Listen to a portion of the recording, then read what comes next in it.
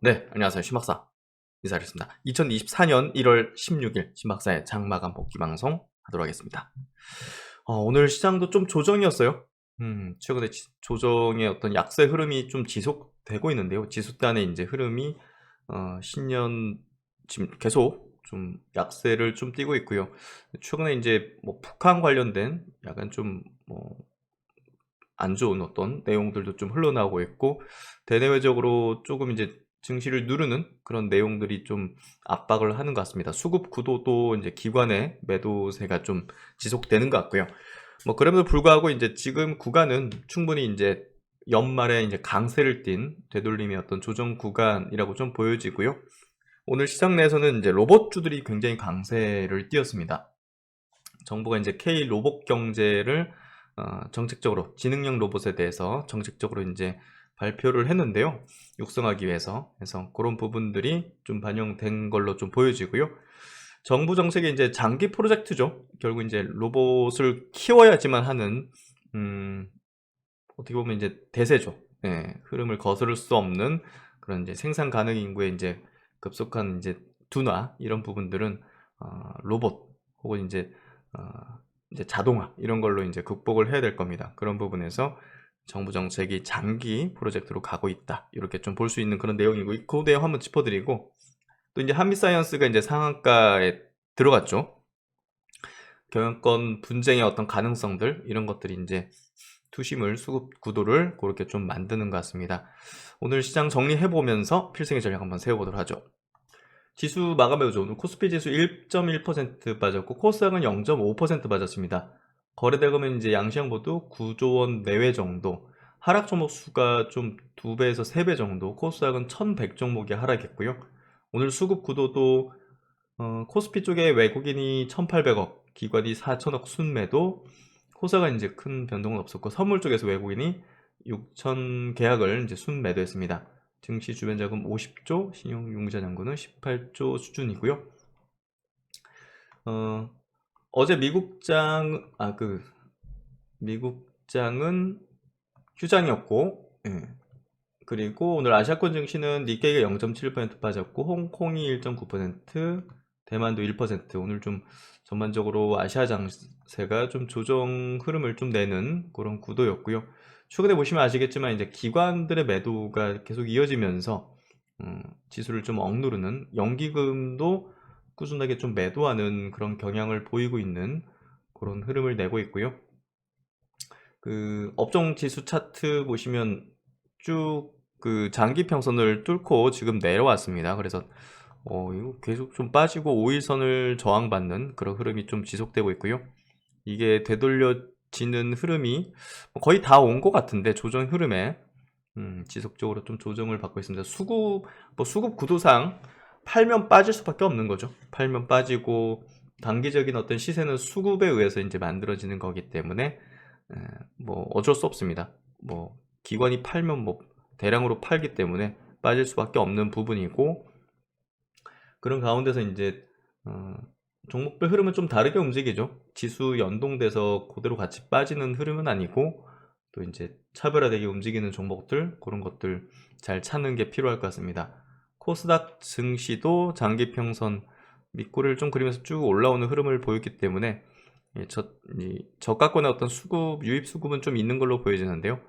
20일선을 이탈했고 빠르게 좀 회복하는 게 좀 필요할 것 같습니다. 그러지 않으면 또 시간이 길게 또 조정으로 들어가는 그런 구도가 펼쳐질 수 있을 것 같고요.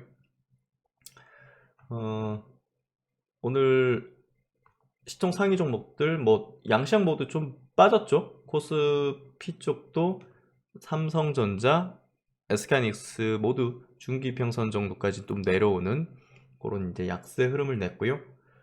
오늘 셀트리온도 약보합권, 삼성바이오는 최근에 조금 상승 흐름을 좀 타는 모습을 계속 보여주고 있고요. 그래서 종목별 흐름은 2차 전지도 이제 조정받는 종목, 뭐 상승 종목 좀 섞여 있는 그런 움직임인 것 같습니다. 전반적으로 다 대부분 다 빠져가지고요. 또 이제 코스닥 증시 쪽에서는 이제 에코프로비엠이 플러스를 냈고, LNF가 이제 뭐 엄청나게 좀 안 좋은 실적을 내는데, 코스피 쪽에 이전 상장을 이제 추진하고 있었죠. 거래소 상장 예심 통과 요 부분이 아마 이제 상승의 어떤 흐름을 나타내는 그런 영향을 좀 준 것 같습니다. 그래서 실적적인 부분에서는 굉장히 좀 어닝 쇼크를 냈고 4분기 또 이제 2023년 연간 2천억의 이제 영업 손실을 내는데요.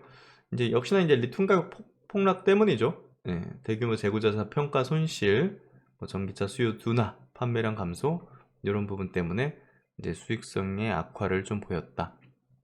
그래서 이런 부분들이 좀 반영되면서 작년 하반기 주가 흐름은 2차전지 전체적으로 좋지 않은 어떤 모습들을 보여줬고요. 오늘 그래서 코스닥 증시가 뭐 전체적으로 다 빠지는 흐름이 연초부터 좀 지속되고 있는 그런 흐름을 내고 있습니다. 오늘 또 이제 등락률, 뭐 개별 종목들 단의 흐름들은 최근에도 에이스테크 비롯해서 이제 KMW, 이제 6G, 이제 통신 장비 업체들의 이제 빈틈이죠, 빈집이죠. 예, 개인들 없는 어떤 영역 섹터 단에서 이제 쉽게 끌어올린 이제 단기적인 어떤 수급들이 시장을 좀 주도하고 있는 그런 흐름이고, 빅텍 같은 기업이 또 이제 대량거래 터트리면서 이제 올랐다는 거는 또 안보적인 측면에서 다소 간의 어떤 우려감들이 지금 좀 반영된 거다, 이렇게 좀 보면 될 것 같습니다. 그래서 오늘 개별 투자에서 인탑스가 이제 로봇주로 좀 편입이 돼 있죠. 삼성의 보핏을 생산할 거라는 그런 기대감, 이런 부분들이 오늘 이제 로봇 정책에 대한 발표도 아마 영향을 좀 미쳤을 거라고 봅니다.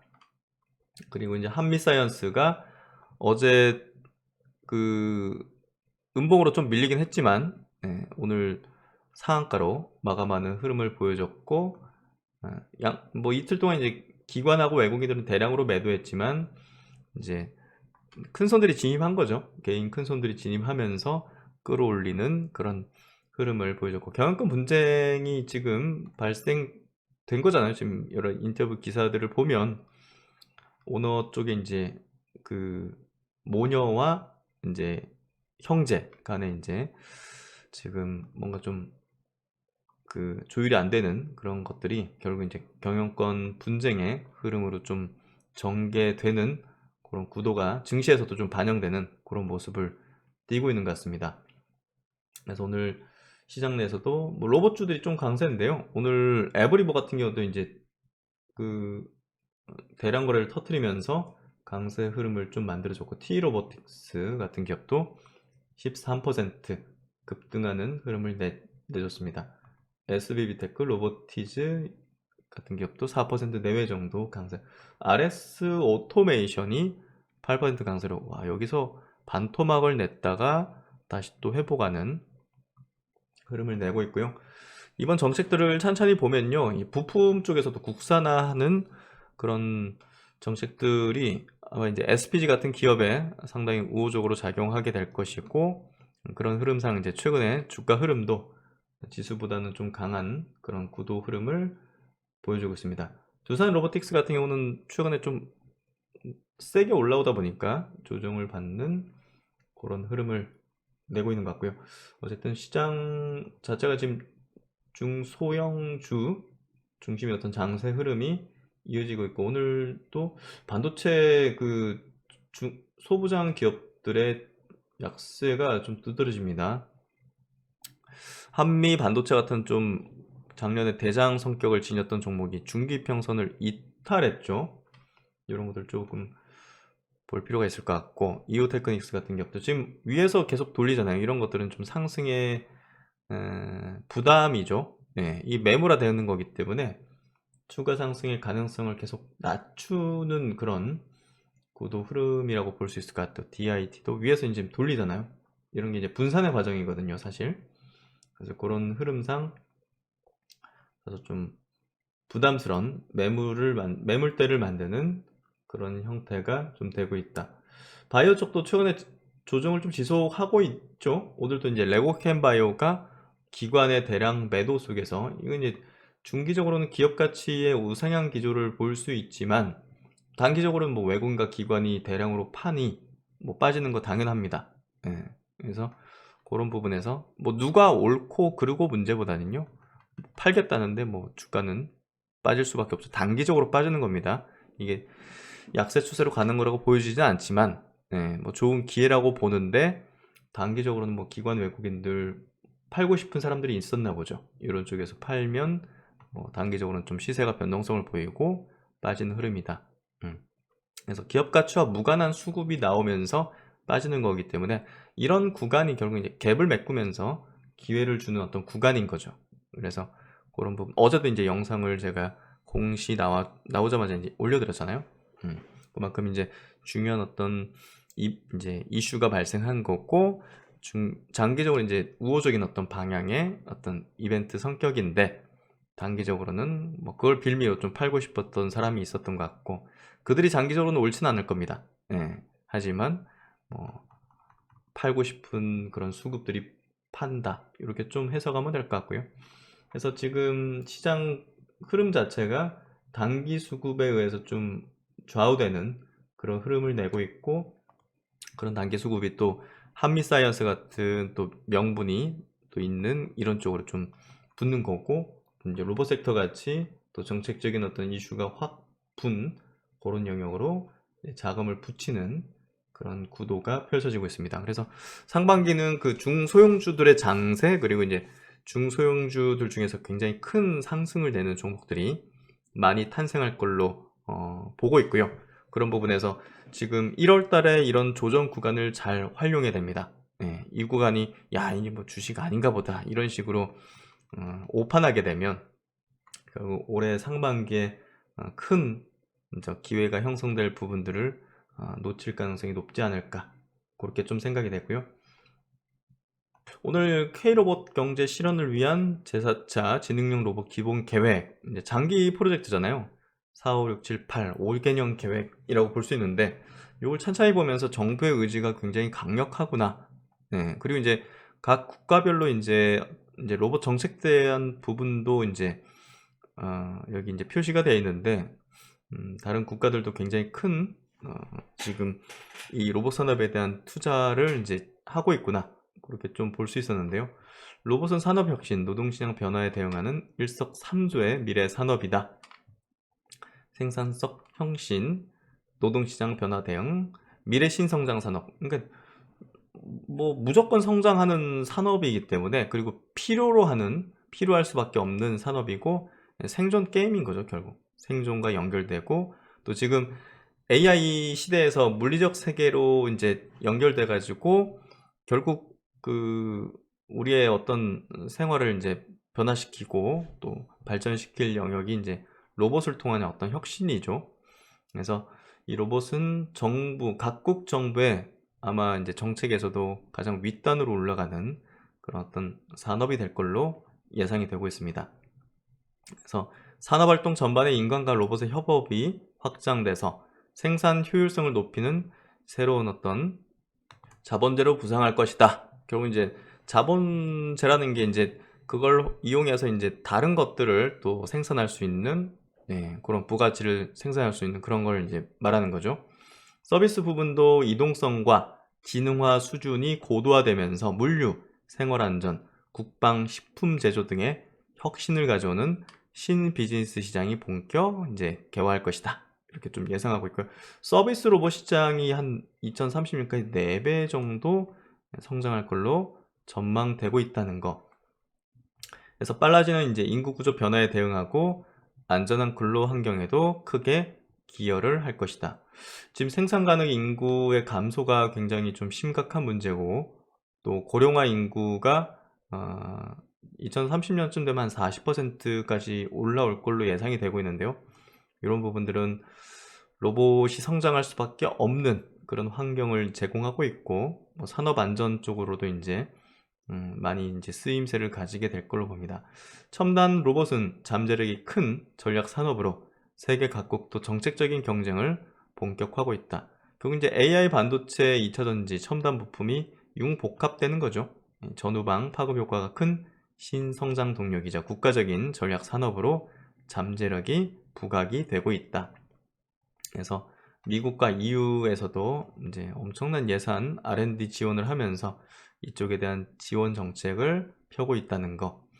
그래서 미국, 뭐 일본 이런 국가들도 다 이제 핵심적인 어떤 분야로 로봇을 포함해서 이제 지원을 강화하는 그런 어떤 프로그램, 정책들을 이제 추진하고 있습니다. 그래서 주요 국가, 미국, 일본, 중국, 유럽 이런 국가들의 주요 정책들에 대한 이야기를 하고 있고, 서비스 로봇 3배 정도 2030년까지 성장할 걸로 전망되는데, 우리나라가 이제 제조업의 로봇 밀도는 세계 1위지만 핵심 부품 쪽에서 해외 의존도가 이제 상당히 높은 편이죠. 그래서 이런 부분들을 이제 정부 쪽에서도 국산화하고 이제 키워야 되는 거죠. 예, 그래서 의존도를 낮추는 게 필요하다. 앞으로 이제 굉장히 국가적인 기간 산업이자 전략 산업이 되고 있고, 예, 될 것이기 때문에 이 부분을 정부가 키워내야 된다는 어떤 요구가 커지고 있는 상황인 거죠.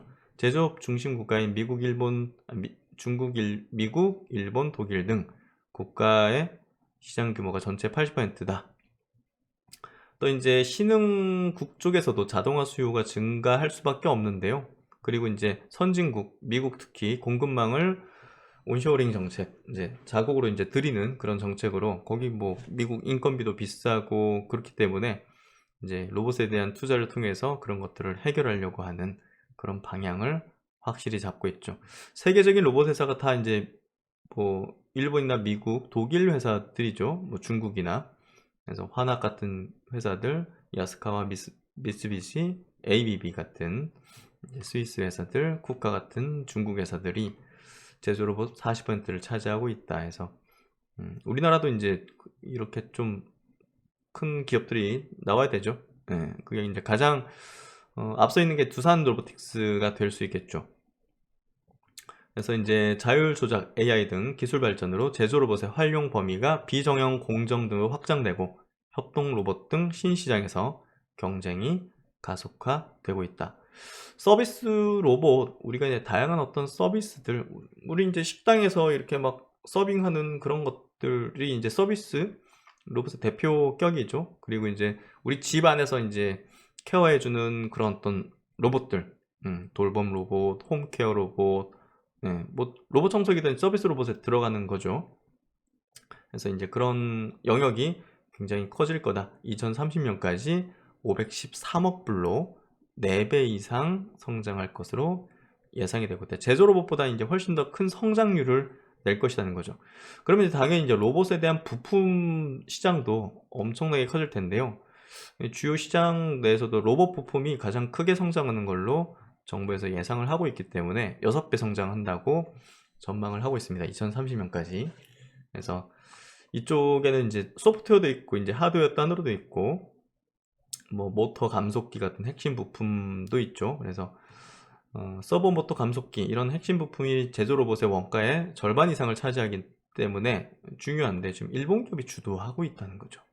이 부분에 있어서 보다 더 정부가 중요도를 좀 가지고 있는 걸로 볼 수 있고, 소프트웨어 중요도도 이제 굉장히 커지고 있는데, 뭐 단순히 이제 로봇이 우리가 수치입력하고 이제 이렇게 어디 제한을 두고 이제 작동시키는 그런 게 아니라 자율 기능을 강화시키면서 인지 판단 동작 등을 제어하는 부분이 중요해지고, 우리가 휴먼 로봇이라든지 이제 물류 쪽에서도 이제 자율적으로 돌아다니는 어떤 로봇들, 그래서 결국 이제 소프트웨어 중요도가 굉장히 커지고 있다는 거.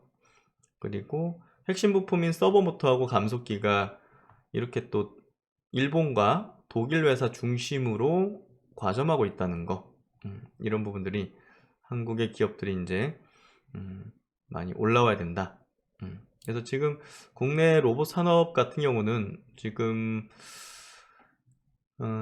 부품 국산화율이 44%에 밖에 안 된다는 거, 그리고 이제 높은 성장률을 낼 그 서비스 로봇의 비중이 아직 초기 단계라는 거, 이런 부분들이 정부에서 이제 밀어 올려야 되는 이유다, 이렇게 좀 이야기를 하고 있고, 어쨌든 시장 서비스 로봇에 대한 부분이 아직은 제조 로봇에 비해서 작지만 고성장을 하고 있다는 거, 그리고 초기 시장이라는 거. 그래서 이쪽에 이제 포지션을 두고 있는 기업들에 우리가 조금 더 주식 이제 주가 투자 쪽에서도, 주식 투자 쪽에서도 조금 중요한 어떤 부분을 생각하는 게 필요할 것 같습니다. 센서 소프트웨어 등 기술 경쟁력은 일본, 독일의 선진국 3분의 2 수준이다. 부품에 대한 국산화율도 44%에 불과하다. 이런 부분들이 이제 정책적으로 많이 끌어올리려고 하게 될 것 같습니다. 그래서 이제 중소기업이 로봇기업 2,500개 약 99%가 중소기업이고 매출 10억 미만 업체가 약 70%, 여전히 이제 R&D에 머물러 있는 회사들이 대부분이라는 거죠. 대기업들이 이제 최근에 M&A 내지는 정말 그 LG 넥슨까지 미국의 이제 그 사족보행 로봇 회사 고스트 로보틱스를 인수하는 걸 보면 좀 놀랐는데요. 그런 부분들이 결국은 대기업들이 가지고 있는 이제 그 자본력을 활용해서 가장 빠르게 이제 이 기술을 획득하는 건 이제 M&A죠. 그래서 앞으로도 M&A는 계속 일어나게 될 걸로 예상이 되고요. 자체 R&D도 이제 키우고 그런 부분에서 대기업 단에서 대량 양산에 아마 시작을 하게 될 걸로 예상이 되고 있고, 삼성전자가 아마 이제 의료용 로봇을 아마 대량 양산 쪽으로 전환시키려고 하지 않겠는가, 그렇게 좀 예상하고 있기 때문에 오늘 인탑스 같은 기업이 올라간 게 그런 이유가 아닐까 싶습니다. 삼성전자는 또 레일보로틱스 지분 인수했고, 현대차도 이제 보스턴 다이내믹스를 인수했고, 또 최근에 이제 여기 표시는 안 되지만 LG 엑스원이 또 고스트 로보틱스, 이제 미국의 핵심적인 로봇 회사를 다 인수했죠. 한국 회사가. 이제 L전자는 또 로보티즈라든지 로보스타 같은 기업을 인수를 했고요. 그래서 이런 로봇 회사, 이제 국내 대기업들도 로봇 기업들 인수를 통해서 빠르게 이 시장을 선점하려는 노력들을 지금 기울이고 있습니다. 그래서 이런 부품들, 소프트웨어를 정부가 이제 본격적으로 이제 지원하고 경쟁력을 끌어올리려는, 그리고 이제 인력이 중요할 텐데요. 우리가 이제 자녀들에 대한 우리가 진로 부분에 있어서도 이 로봇, 앞으로 이제 로봇 관련된 학과들이, 지금 인공지능 학과는 많이 생겼잖아요. 로봇 관련된 학과들도 지금 있는 학교들도 있지만 앞으로 뭐 많이 늘어날 겁니다. 그래서 이 인력이 중요하죠. 예. 그래서 인력 수요도 이 31년까지 5만 명으로 늘어날 예정이다. 그래서 그런 부분에서 많은 또 대학들도 이 로봇 관련된 인재들을 육성하기 위한 어떤 학과들과 이제 부분들이 생겨날 것이다. 그렇게 좀 생각이 되고요. 그러니까 우리가 이제 미래를 내다보고 우리 자녀에 대한 교육은 부모들이 이제 10년, 20년을 우리가 좀 트렌드를 분석하는 게 필요해요. 단순히 지금 좋은 어떤 뭐 산업, 지금 좋은 어떤 그런 분야, 이게 아니라 정말 10년, 20년을 내다보는 그런 장기적인 어떤 안목을 가지고서 자녀와 함께 이야기를 나누는 게 좀 필요하지 않을까라는 생각이 문득 좀 듭니다. 그래서 이제 정부는 2030년까지 K로봇의 산업 규모를 4배 이상 끌어올려서 지금 5.6조 원의 시장 규모를 20조 원 이상으로 끌어올리겠다라고 이렇게 발표를, 추진 방향을 발표를 하고 있고요. 이런 부분에서 민관 협력 체계를 가동하겠다. 이 굉장히 세게 발표를 이렇게 한 겁니다. 그래서 앞으로 8대 핵심 기술을 확보하는 그런 것들을 해나가겠다. 하드웨어 쪽에 5개, 소프트웨어 쪽에 3개. 그래서 하드웨어 쪽에 5개는 감속기, 서버 모터, 그리퍼, 센서, 제어기. 그래서 이런 관련된 기술을 이제 보유하고 있는 기업들을 중요하게 봐야 될 것 같고, 소프트웨어 쪽으로는 자율 이동 소프트웨어, 자율 조작 소프트웨어, HRI 같은 이런 기술 개발의 과제를 이제 앞으로 기술 개발을 촉진해 나갈 그런 방향을 잡고 있습니다. 그래서 중소기업, 스타트업 등의 제조비용 절감을 위해서 국내 기업의 위탁 제작 수요를 공동 발굴하고 로봇 제조 전문 기업과 연계하겠다 해서, 아마 이제 위탁 생산하는 전문 기업, 그리고 이제 스타트업이나 소규모 기업들은 그런 기업에 이제 위탁 제작을 맡기는, 뭐 로봇 회사가 전부 다 이제 공장을 갖추는 거는 뭐 어려우니까요. 그런 것들이 좀 발생될 것 같고, 어쨌든 정부도 이제 그런 것들을 많이 육성하려고 방향을 잡게 될 것 같습니다.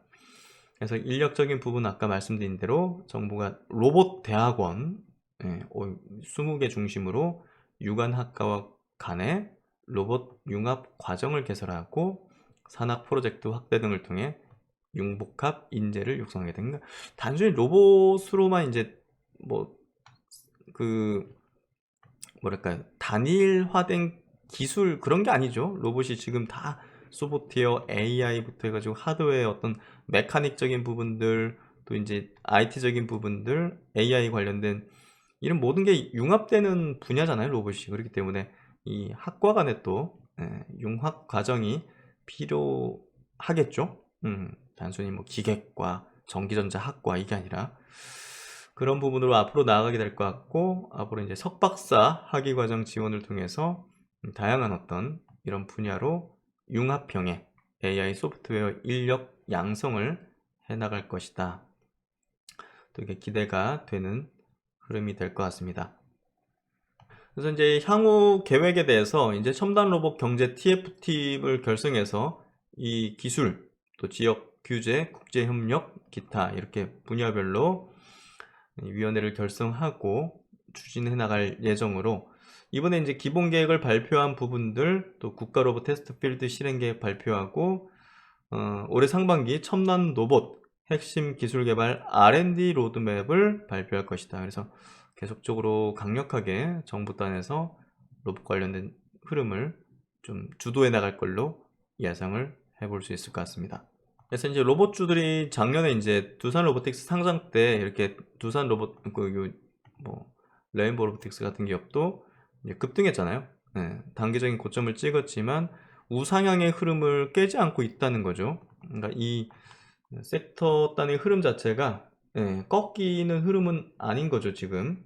그래서 유진 로봇 이런 기업들도 완전히 뭐 꺾여버리는 그런 흐름이 아니라 로보티즈, 로보스타 같은 경우는 장기 평선을 지금 뚫고 올라오는 그런 흐름을 보이면서 로봇의 어떤 장기적인 어떤 흐름을 지금 상승으로 잡고 있다, 이렇게 좀 해석할 수 있을 것 같습니다.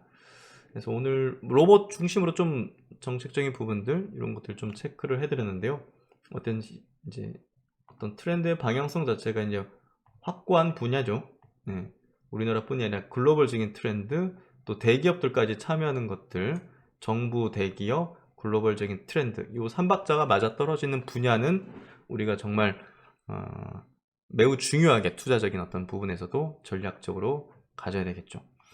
오늘 외국인 기관 동시 순매수 쪽에서는요, 에코프로 머티리얼즈 2차전지 쪽에서 수급 들어온 종목들이 좀 코스피, 코스닥, LNF도 이제 1,500억 정도 실적 쇼크 냈지만 거래소 이전하는 부분이 영향을 미친 걸로 해석이 되고요.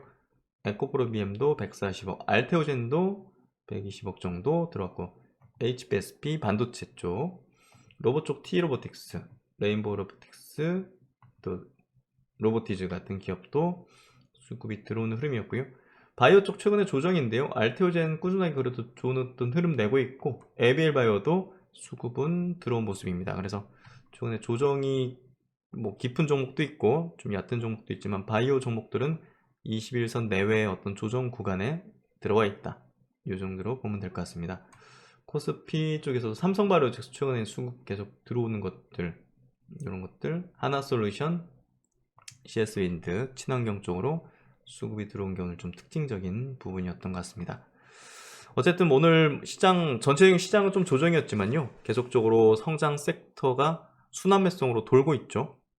AI 쪽, 또 이제 그 로봇 쪽, 이런 식으로 좀 반도체, 바이오 돌아가면서 이제 자금들이 또 돌고 있기 때문에 포트폴리오를 잘 이게 다양하게 좀 구성해 놓는 게 상반기엔 좀 필요하다, 이런 좀 이야기를 드렸습니다. 네, 하여튼 뭐 오늘 시장 흐름 그 조정이 좀 지속이라 가지고 조금 분위기가 가라앉는 그런 느낌? 흐름들이 좀 있는데요. 그럼에도 불구하고 이 1월 달의 조정 구간이 상반기 전체를 볼 때는 딱 그 어떤 눌림목의 어떤 구간일 가능성이 높다고 여전히 생각하고 있습니다. 그런 부분들을 이야기를 좀 계속 드리고 있고, 어쨌든 오늘 로봇 관련된 이야기들 좀 장기적인 어떤 관점으로 우리가 전략을 계속 가져가는 게 필요하지 않을까 싶습니다. 네, 오늘 날씨 엄청 춥습니다. 다들 건강 유의하시고요. 신 박사는 또 다음 시간에 좋은 내용으로 뵙도록 하겠습니다. 감사합니다.